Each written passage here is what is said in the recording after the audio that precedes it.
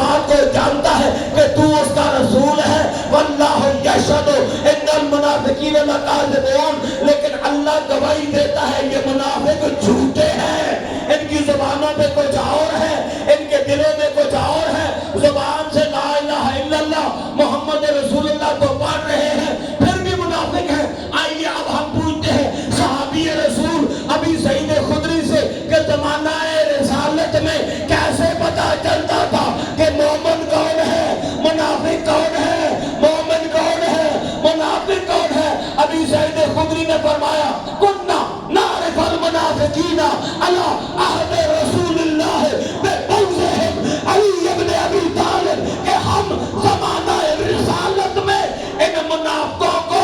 بغض علی سے پہچان لیا کرتے تھے۔